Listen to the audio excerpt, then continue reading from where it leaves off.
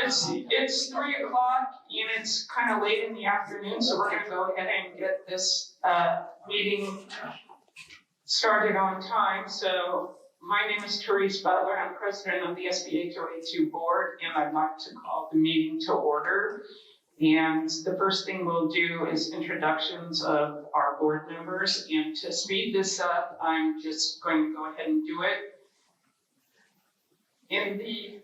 It's funny, I think almost all the guys but Mark must have had the memo on blue shirts and khakis today or something. Anyway, is Don Grimm, our director. Beside me is Joe Ryman. He's our senior vice president. To my immediate left is Chuck Hill, our secretary. Sitting beside him is Joyce Howard, our treasurer. Down at the end in the light color blue, I think you kind of tweaked. But let me just make sure, I apologize, I wore white before Memorial Day. That's not right, but I did. Okay, and so that is Dan Lineker, our vice president. Beside him is Diane Flores. She's our recording secretary. Next to Diane is Mark Eckert. He's our assistant treasurer. And next to him is Walter Yazzie, our assistant executive director. Thank you. I do want to add that the primary purpose of this business meeting is to address a cost increase in the bid that we received for tennis courts that are due to be replaced. However, I do want to add one other item to the agenda, and it will be to announce the approval of unanimous written consents, which I'll discuss in just a minute. The first item on the business for this meeting is to approve the minutes of the March 8th board working meeting. May I have a motion? And a second? Okay. Any discussion from board members? Okay, thank you. Any discussion from the floor? No. Just so you are aware, once the meeting minutes in draft have been prepared, recording secretary Diane does give those to all of the board members so that we can provide edits as needed. And that's one of the reasons it seems very cursory when we actually are going to approve them now. It's because we've already all had an opportunity to provide any edits that needed to be made. Okay, so being no further discussion, all those in favor say aye. Aye. Okay, the motion is carried. Okay, so now I'm going to move to the approval of the unanimous written consents. And for those of you in our audience, the unanimous written consent is a tool that the board can use to expedite moving forward on items that need board approval. We can only use the unanimous written consent if, in fact, we are unanimous in our decision that needs to come before the board. And in these instances we were. The first unanimous written consent is to approve changes to the Rules and Regulations Committee, and that's to name Dick Schrader as our chair, Roger Sweet as our vice chair, and a new committee member, Rick Morrison. And that was signed by all of the board members effective date April 4th. The second UWC is to approve the revised charter for the SaddleBrooke Public Affairs Commission. This is something that HOA2 has joined again this year, and that because the charter now includes both HOAs participating in it, it did need some revisions. And Dan Lineker, our liaison to that commission, worked with the HOA1 liaison, and they've made the changes, and all of our board members were comfortable with those. So those are the additional agenda items that I've added. I'm now going to the new business, which is the proposed reconstruction of 2 Mountain View tennis courts, and I'm going to turn it over to our treasurer, Joyce Howard. Thank you.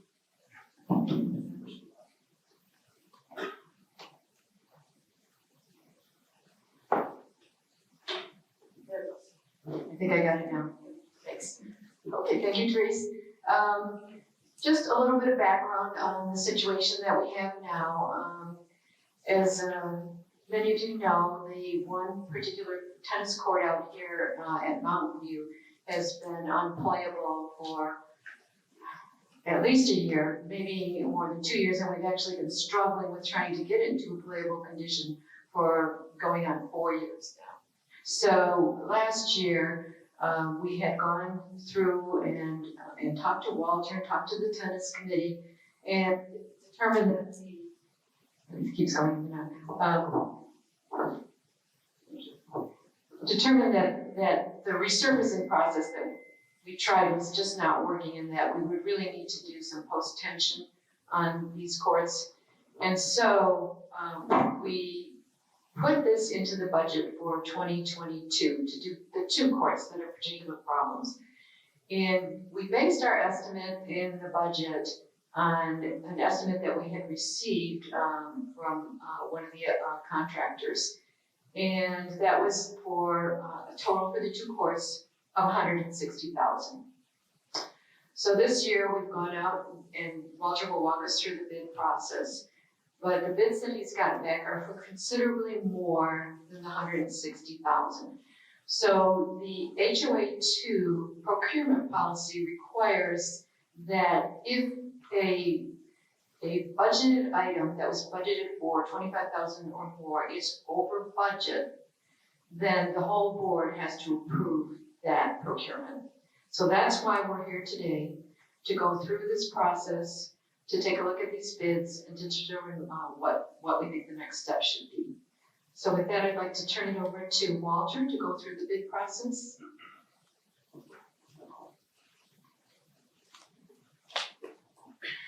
Thanks, Joyce. I'm going to run through kind of what the project is, where the courts are, what I sent out for bid, and what bids came back. And then we'll take it from there. All right, so these are tennis courts number 12 and 13. So 12 and 13 sit right out back behind you here in this group of 5. They're the closest ones to the Mesquite, that's 13, and 12 is next to it here. Now the worst court is court 12. That one's been shut down for about 2 years, and we've tried to repair it several times. A contractor came out, repaired it, it cracked. We took a warranty effort, he repaired it again, it cracked again. The asphalt underneath is failing. And at that point he said, I'm not coming back out because it's just not repairable. And so we shut the court. 13 is pretty close behind, it's still playable. We still allow play on there. It's not quite to be unsafe as far as I'm told. So people are still playing on court 13. I'm sorry. Court 13 is still open, 12 is the one that's been shut for quite a while. So this is the current condition of 12. So you can see that there is some significant cracking in the asphalt, and they've come back and they've tried to patch it. You know, they put a mesh over it and they put some special glue down, and you know, they've got their methods. They know what they're doing. They're the experts, but it just isn't holding. It continues to crack even after, you know, just 2 or 3 months. It cracks back up and they can't fix it. So court 12 was closed, and then 13 has some cracks, but they're not as significant, and it's headed in the same direction. Other things, of course, you know, the lighting is old, old style lighting. During the windstorm that knocked down so many trees on the golf course and also out in the community, also knocked down the fence on court 12. So we pulled it back up and secured it, but it's not in any condition that we would let you play on the court. So that's the current condition of court 12, and like I said, 13 is headed in that direction here pretty soon. Okay, so what was the scope of the repair that I asked for a bid for? So they were going to remove the fencing mesh on courts 12 and 13. They would come in and they would overlay a 6-inch post-tension concrete surface over both courts. They would then put down what we call a plexi cushion surface. And the reason we're using plexi cushion is that's what HOA1 used 5 years ago in their repair of their courts and their post-tension courts. So That's the same surface as HOA1 has. Of course, you can paint the lighting poles, paint the fence, make it look nice. Install new nets and wind screens, install new LED lights, and adjust the concrete sidewalks to match the additional height. And I say that because we won't pull up all the asphalt. We'll leave the asphalt as a good foundation, and then we put the concrete on top of it, which is a typical method that they use to do this. So the picture I have here is actually of HOA1. And so this is what HOA1's courts look like today, and this is 5 years after they had been rebuilt. So you can see that they have the 6-inch slab down here. You know, they got the nice courts. You can see that the lights have been retrofitted to an LED light. And so that's what their courts look like today, and that's even 5 years after they have been rebuilt. A little bit more information. So why do you want to go to post-tension concrete versus just redoing asphalt? So post-tension concrete, of course, is going to cost a little bit higher, well, about 30% higher than asphalt at the beginning. But through the life, they predict that the life is about 25 years, but I'm thinking here in Arizona, when there's not a lot of moisture, there's a lot of sun, this concrete surface is going to last more than 25 years, I can pretty much say. So anyway, it's a lower maintenance throughout, because with concrete, the only thing we would have to do is go and treat, repaint the lines, a little bit of work on the surface. But if you have a asphalt surface, about 5 years down the road, you're going to have to treat the surface, and you're also going to start seeing some cracks in the asphalt. And then when you get to 10 years down the road, then again, you're going to have some major repairs like I was showing earlier, where you have to have a lot more repair on that asphalt surface because it's going to start cracking. As opposed to post-tension, post-tension, it keeps the concrete all together because it has those cables that compress the concrete. So even though there are hairline cracks, they won't be something that will keep you from playing on the surface. They predict, off of this Tennis Industry magazine, they predict that with an asphalt court in 25 years, you have 90 days that you can't play on it, and 12 days for the concrete courts. Again, just like I said, 20 to 30% cheaper over the life of the courts in a 25-year lifespan, which I think we'll get more out of the concrete than that. Again, like I said, HOA1 in 2017 replaced their courts with post-tension concrete with plexi-cushion surface. So what's the plexi-cushion surface? Why would we want a plexi-cushion surface? It's a surface that has some cushion in it so that it's a little bit easier on the knees and the ankles. It's a lot easier to play on.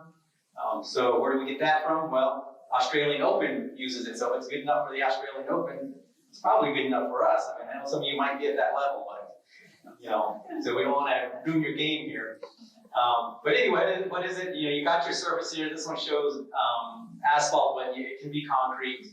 And then you have some base course, and then you have the cushion part, and then you get up to where you have the actual surface with the lines. So it's about a 5 or 6 layer process. So it's not something that just anybody can come in and slap some paint down. This is actually a process. Now, the plexi cushion is a common surface that's several different contractors can repair the plexi cushion and work with the plexi cushion. It's not necessarily easy, but there are contractors out there that know how to maintain that. And then in about 5 years, just like HOA1 did this year, they went back and they had just some minor touch-ups and stuff on their courts to keep them looking nice. This just was a graph of kind of what I was talking about, the 20 to 30%. At first, the dark green is your post-tension, it costs more. By the time you get 25 years down the road, the light green asphalt costs more to maintain than your post-tension. That's all that's representing. So what did the proposals look like? So I went out, I invited 4 contractors to submit bids. One came back and said, well, we no longer work in Tucson, we're only in Phoenix. So that took that one out. One didn't even reply, so they weren't interested in doing it. One didn't bid, and that was this General Acrylic didn't bid because the plexi surface that I spec'd out, they do not work with, because they have their own type of surface that they use. So they didn't bid.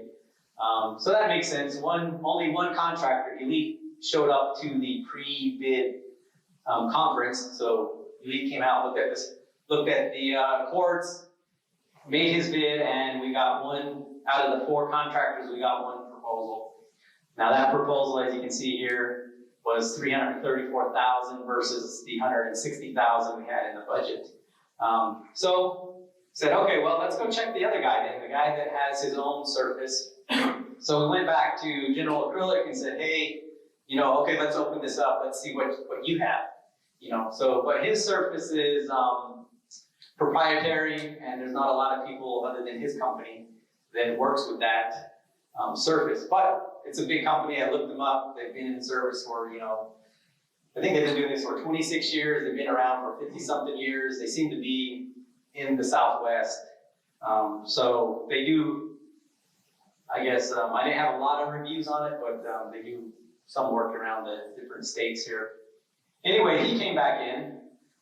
He didn't break it down like Elite did, but he just gave us a lump sum and said, hey, I can do it for $294. And so that's where we sit right now. We have 2 bids.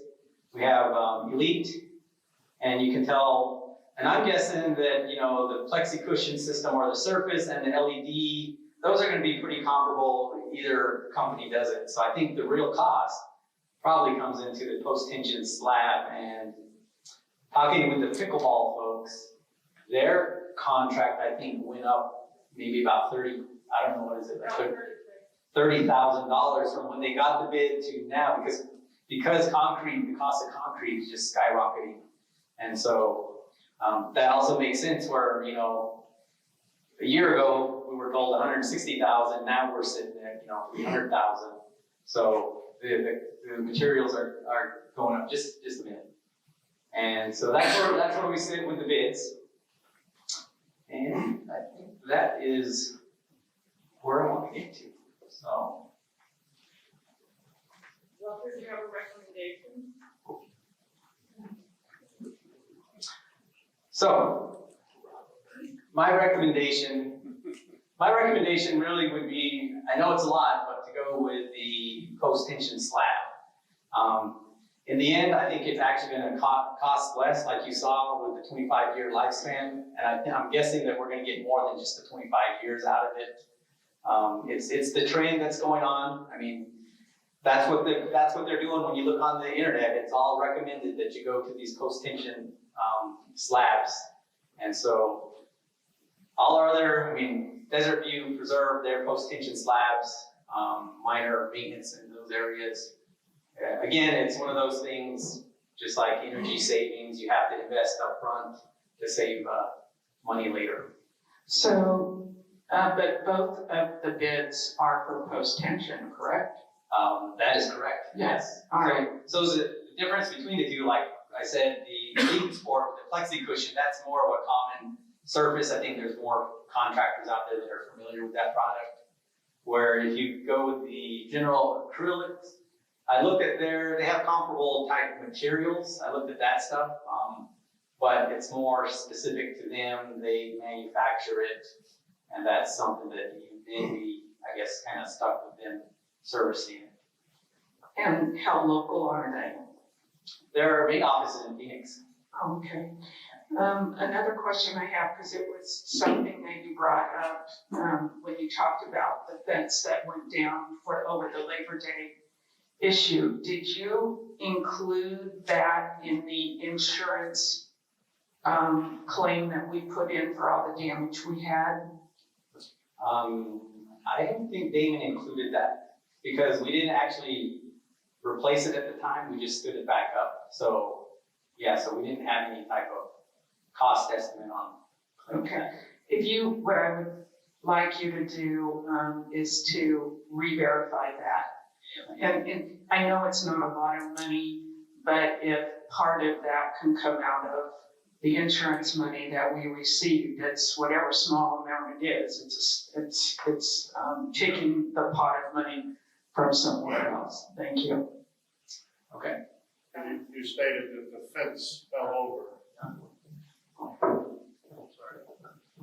you stated that the fence fell over it, we just kind of stood it back up, so what would be the cost to put it back in its original condition, is the way I would look at it, as to what's it gonna cost to do that? No, we didn't replace it, but we have to get it back into safe, functional use. Yeah, and each of these bids actually have that in the bid to actually put new material, because some of those posts have been, so we're gonna have to remove them and replace them. But it's not broken out line by line, but they did, in the bids, include that repair. But I don't have a specific cost for it, because it's in the bids. So the other day we talked about maybe the lighting could come out of an alternate source too. We'll talk about that a little bit. Correct, I think Joyce had mentioned. There is some budget in the CIF fund for energy improvement projects. And nothing has been specified there, it's just, there's some money available. If we go with the LED lighting, that would be an energy improvement project, so it's possible that we could take that $24,000 and pay for that part out of the CIF fund. In the past, I know that we kind of looked at those lights, 2-3 years ago, when we were doing an energy analysis, and we looked at those, but we didn't go forward with, to make those LED lights.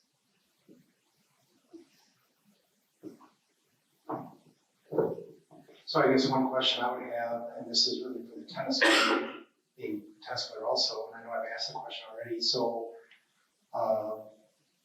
how often do the lights get used on the existing courts that we've got? I know I've never personally played at night, actually never seen the lights on, ever.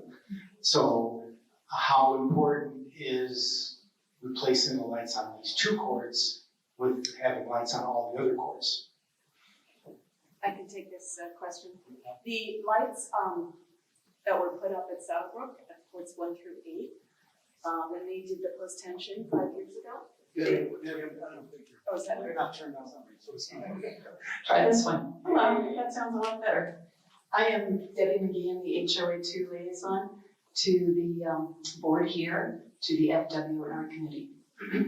So anyway, I've lived here 15 years, and the lights, we're an older population, and we don't tend to play at night. It's a little more difficult to see. So in the time I've been here, I have not seen many people play at night. However, there is play at night, but I don't think we have 20 courts total. And I don't believe that we need to have lights on all 20 courts. But right now, we have 8 beautiful courts with 8 nice LED lights in SaddleBrooke 1. So if we could bring the cost down by taking out the lights, that would be a nice factor. I don't think they'll be missed, but that's my opinion, and I'm not sure what everybody else feels about that. Walter, are the lights used by any of the cleaning people with any lights? Yes, the cleaning people at night will use the lights, and so that's one factor. Not sure they need LED lights, you can see, but yeah. So yes, they do. But there are times somebody uses the lights, because we do get complaints every once in a while about why are the lights still on. So and it wasn't our cleaning folks, So somebody's out there using the lights. Or turning them on at least, yeah, I'm not sure. But it's not that often, but we do get occasionally complaints about them being on. Are the lights that are there, are they usable? Right, yeah, they're still usable, they still work, so. Do we know what I did try to do a little bit of Googling on this. As far as I can tell, the construction of pickleball courts is identical to the construction of tennis courts, unless somebody in tennis knows different, because I can't find anything that describes the actual construction differences. They're all fabric, softer surface, and the same type of thing.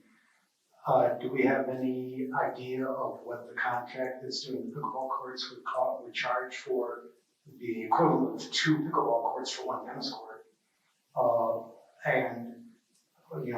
Do they use, what type of surface? Do they use Plexa cushion, or do they use an equivalent it's accepted, obviously in the state with the heat. I guess that would be my question is there another bid we can get that would be something that would be workable? Obviously, they're an acceptable contractor, since they're doing 8 courts, so. And who is pickleball using? I don't know, but I think it would be worth at least asking the question and finding out. To see if we got a bid from them. So, I believe pickleball is using this, general acrylic. Is, cause that's where I got from Ed Sempridge, I think is the person that mentioned them to me.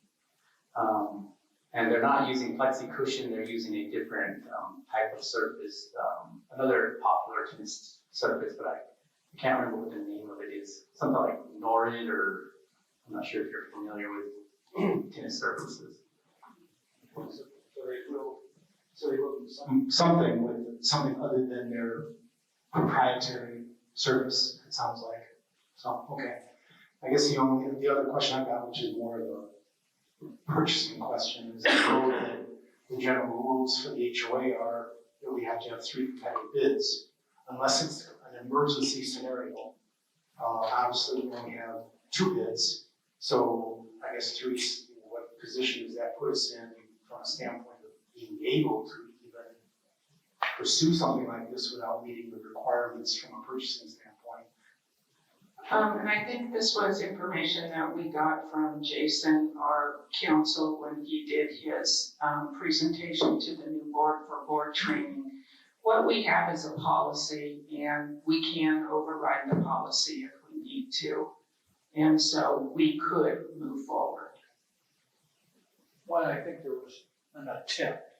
There was work towards 4 bidders and certain realities. And just a little note, the bidder that did not respond to the bid request, he's actually the person that gave us the quote last year, because we went out, it wasn't just off the top of our head that we got a quote. We went out to a contractor and said, can you give us a budgeting estimate? And he's the one that gave us that budgeting estimate, but after prices had gone up so much, maybe he decided he didn't want to mess with it. I don't know. Walter, as part of the bidding process, have you checked with other governmental units in the Tucson area, U of A, the TUSD, Oro Valley, anybody else on who they use to reconstruct their courts? No, I haven't reached out to anybody else other than HOA 1. So is it possible that they use somebody that we haven't received a quote from? Oh, it's possible. It's kind of a shallow pool, but I'm sure if we go out and search a little bit more, there may be another person out there. How do we come up with these 2 if we haven't gone out and looked at others in the area? How did we come up with these 2?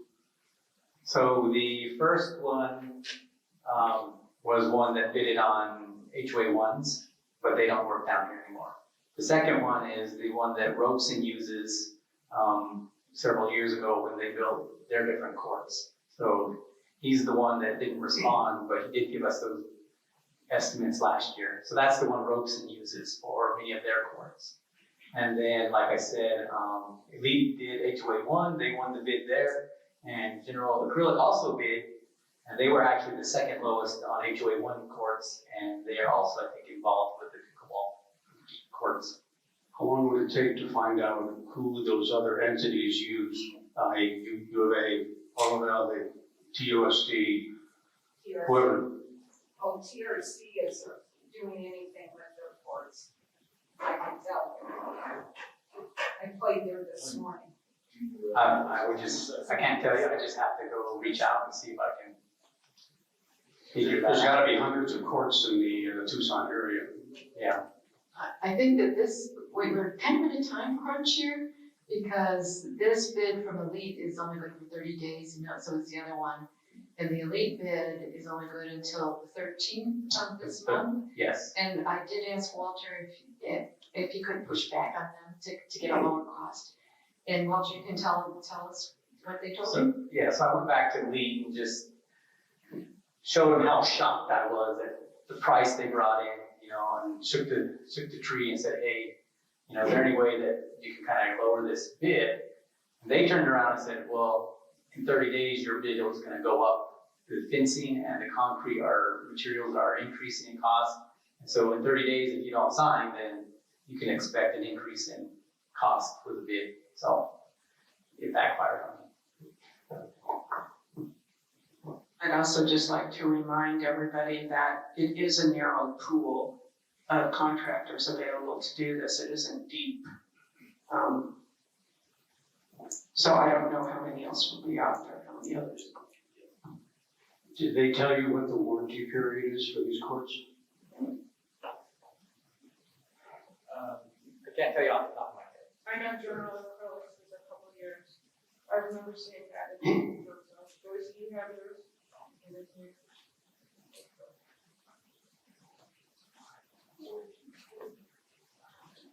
Hi, got a question. Mr. Green acknowledged me, Joe Charles. Last night I went on the internet, I gave you guys about 10 months ago 4 people and you have, 4 contractors and you have 2 of them there. I went and did some more research. I can come up with at least 2 more, maybe more. Happy to contact and find out that do business here. Post-tension concrete builders. Some of them I know weren't in this state, so they probably wouldn't be, but I would probably need until Monday to just talk to these people and say, are you interested, do you do this? I think that's incredible price, what they're asking. Also, this, and again, so. Incredible good or incredible bad? Incredibly bad. It's shocking. Also, so if you like, I'm willing to get on the internet and contact all the people that all the companies that were listed. And these two certainly are. And I have this is my own opinion. I have an off the wall suggestion. It's not really off the wall, it's just different. Instead of going to these 2 courts, build 2 courts down at Desert View and ask them to bid those. Reason being is they may not like the configuration of what 12 and 13 is. They have basically a flat area and they might be able to do it at a cheaper price. I don't know, you'd have to ask your bid. The benefit to that would be is this ties in slightly with the multi-use court. If you ever do decide that you need a space, then you would have the current 12 and 13 available, and it would be next to restaurants. But that is a possibility to get a lower bid if it comes in as a lower bid. But anyway, if you want me to research that, I'll for bids for more concrete attention, if they are interested, I'm happy to do that. Just let me know. Thank you. Just to go back to the question on the warranty, both of them are 2 years. Walter, I was gonna ask you, excuse me, those 2 courts, 12 and 13, are similar to, what would it be, 11, 10, and 9, right? They're all same construction. I know we talked a little bit about why is 12 and 13 in bad shape and the other ones seem to be in okay shape, and I think there's some water issues associated to that potential answer. Do you anticipate the other 3 courts to be in need of post-tension and concrete within the next 5 years or so, would you say? Yeah. Okay, so within the next 5 years, we have 3 more courts to do. Are the preserve courts post-tension? Okay, and Desert View is post-tension. So these 5 courts are the end of what we would need to redo the tennis courts with post-tension. Correct. Okay. Yes. And potentially we could do the 2 now. Obviously, we need to do the 2 now, potentially. And the other 3 would come, you're suggesting, within the next 4 to 6 years, whatever the reserve planning could adjust for. Is that okay? Right. Walter, do we have any numbers on the percentage of each court usage from say 9 in the morning or 7 in the morning till 9 at night, how often they're used? I think we're gonna have to ask the tennis folks that. That's a better. Well, we have organized play, which is, organized play, right now starts at 7 o'clock in the morning and it goes 2 sessions, 7 o'clock to 9 o'clock and 9 o'clock to 11 o'clock. And I was talking to the coordinators this morning. All our courts are used for those 2 sessions. They're all filled. We have about 5 to 6 socials a year, and we utilize all the courts for mixed doubles. And in the afternoons, just like pickleball or any other outdoor sport, golf, in the summertime, they're pretty empty. It's pretty hot out there. But when the snowbirds are here, they are used. And if they're not used by the players, they're used by our teaching professionals. And especially Mountain View courts are really nice because they're individual courts. And when the teaching professionals are on the court, you're not bothering anybody else. They have the private court to themselves. And also the ball machines, they're very nice for court 13 because it's a court by itself, so it doesn't bother other players.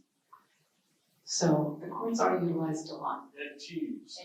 And also, yes, we have our USTA teams. And as we all know, SaddleBrooke is growing. We see it on the golf courses, we see it with pickleball, we see it with tennis. Everything is on the rise. We are definitely needing it for team play. We have a need for at least 3 courts for USTA team play, and sometimes 5 courts. 2 courts of singles and 3 courts of doubles. So tennis is on the rise, and we definitely need courts. And court 12 and 13 are in very bad shape, but 9, 10, and 11 are not far behind them. So it will be within 4 years for sure. I'd like to add to that, not only are they all used, there are, Right now, not only are all the courts used between the hours in the morning, but there are, at least on Wednesday and some other days as well, people who cannot get a court that want a court. They request it, they're put on a wait list. So they're more than totally used. There's wait lists for them. That is true. We just had courts 1 through 4 being resurfaced up at SaddleBrooke, and it did put a little crunch on some groups. They had to play in the afternoon, but in the wintertime, the afternoon is very nice. So it really was a good time for the courts to be done.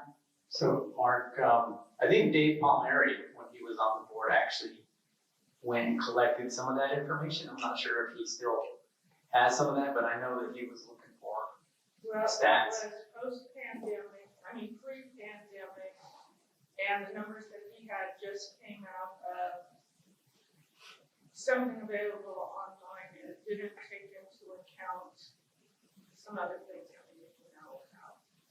It didn't take into account where we have to have so many courts available for non-members. You know, ours is totally different than pickleball, and we have to have those available at each time session in so many courts. So that did not take, or we can walk on a court. If no one's there, we can walk on a court. So where that's not with other clubs like that. And then is them taking into account paddle tennis numbers, how many paddle tennis players? Yes, we have, in the past 2 years, we have pop tennis now. And pop tennis is popular tennis. It's grown and it's a little bit different than traditional tennis. But the nice thing about that is that we can use the tennis courts for pop. So they're being utilized by 2 different sports.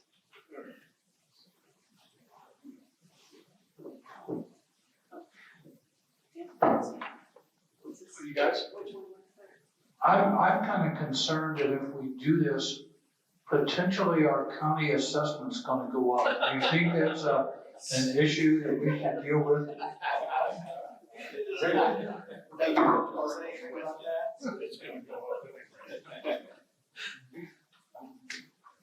Okay, any more comments from board members? I guess the only other thing I'd mention, which obviously will help a little bit, is that when the pickleball courts are done this summer, we will be at least opening up 2 more, the 2 courts of reserve that haven't been able to be used. So that is at least a helpful factor. It's not a solution, but. Just a question of, does anybody know the answer why in the 2019 reverse study, reserve funding for it was $277,000 versus the 160. I don't know. That 277,000 was for all 5 courts.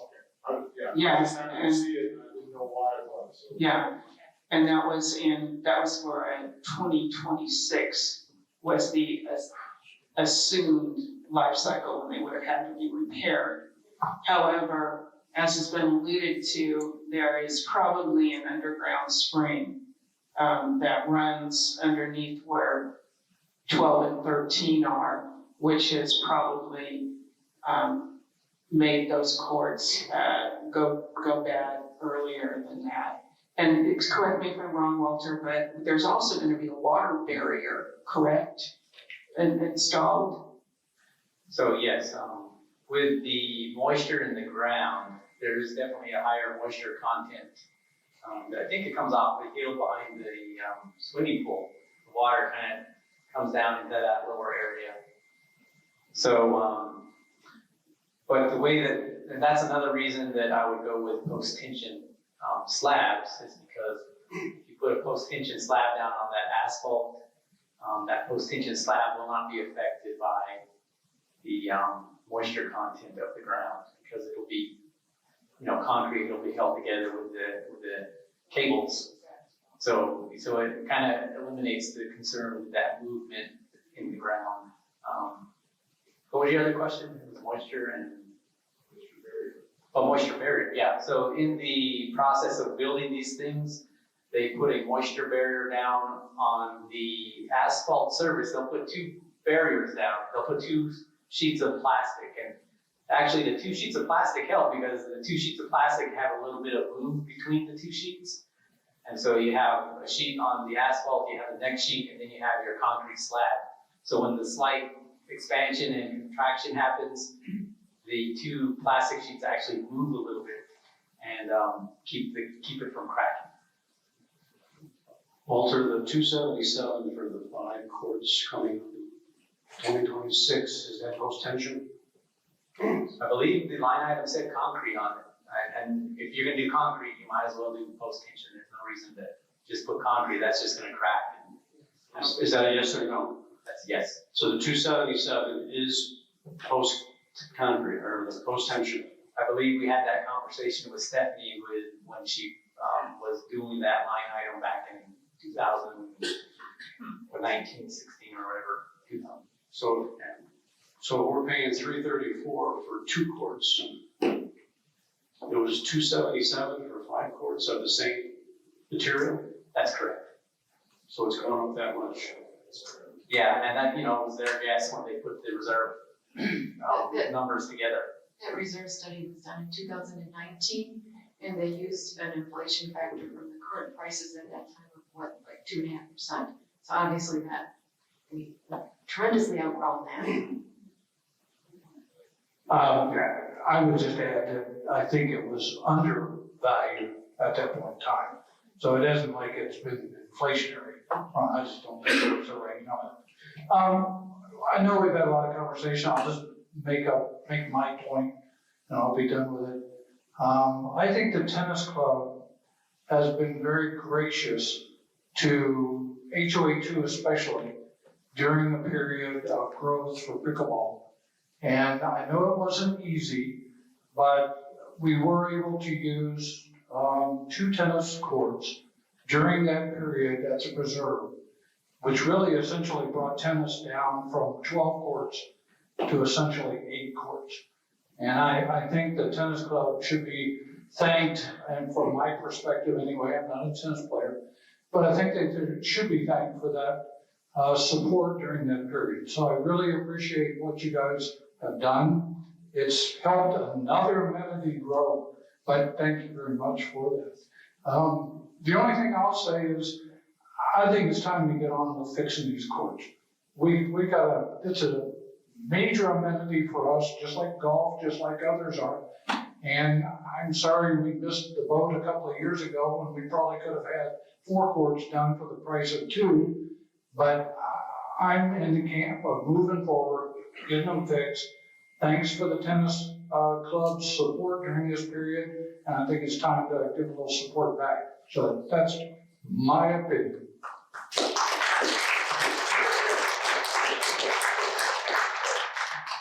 So just kind of piggybacking on Dan's comment, we've recently given pickleball $400,000.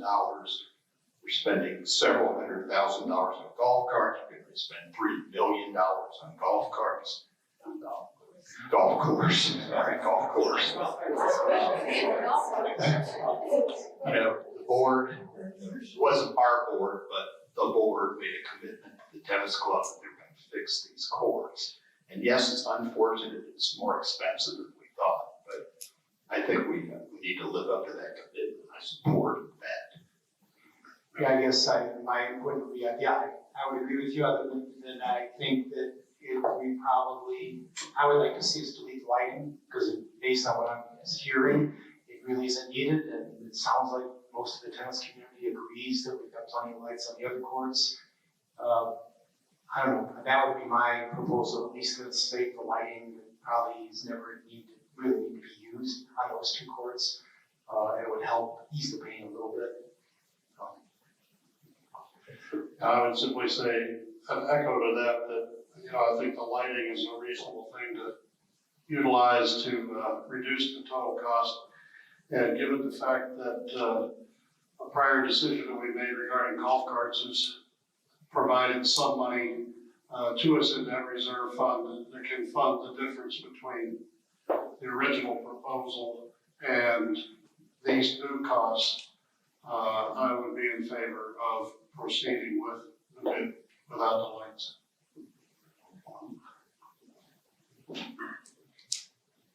Is there any more comments from the board? Well, actually, we don't have I wanted to get discussion going with, here comes Joyce, hold on. Okay, I'd like to make a motion. So I move to authorize management to proceed with the reconstruction of 2 Mountain View tennis courts at a cost of approximately $310,000 or less. And we may want to discuss this, we want to include a little bit of a contingency on there, so we don't have to come back if it comes out a little bit more. But we do have a bid in, so $310,000, which excludes the lights. The funds would come from the reserve fund for all of those costs. Second. Is there any board discussion? Is there any additional discussion?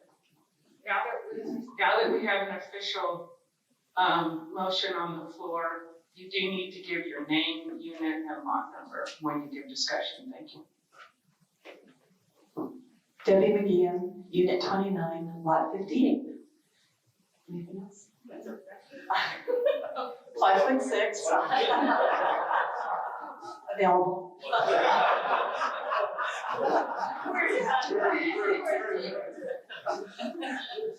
I just have a question. I wonder if, Walter, maybe we could ask if we can keep the existing lights?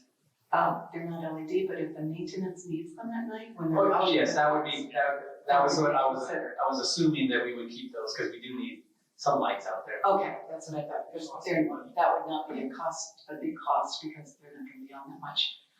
Just to clarify to people, tennis is, we have 20 courts.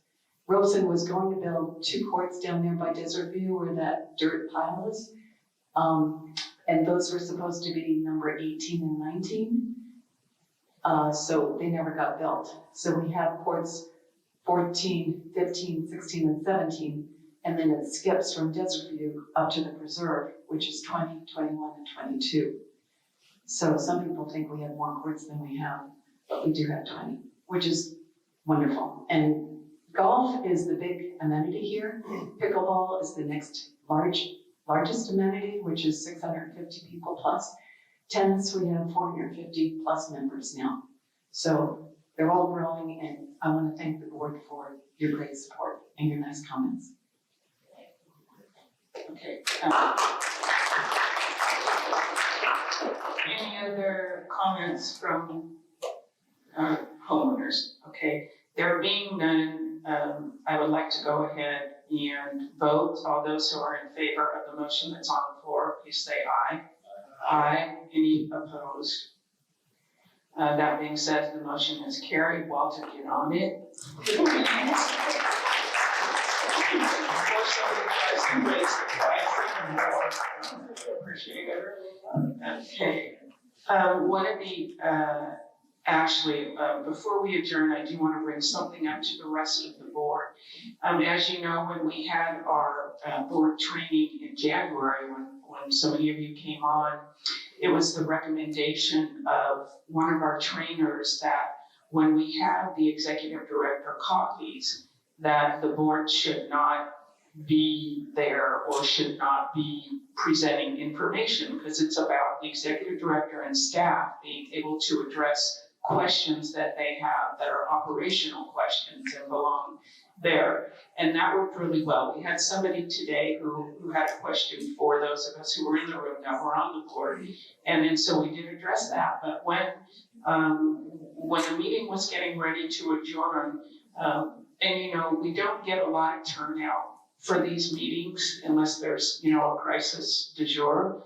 But for those that were there, I tried to explain to them the understanding of why, you know, the executive director copies are those copies, but would they like to see us flip-flop? So a month executive director copy, the next month the board copy, and then flip-flop back and forth.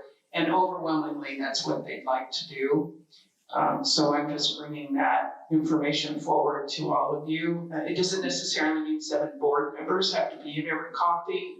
You know, we can parse that out, but I did just want to mention that before we adjourn. So this being said, is there any other business that any board member would like to? Okay. There being no additional business, the meeting is adjourned. Thank you. Thank you.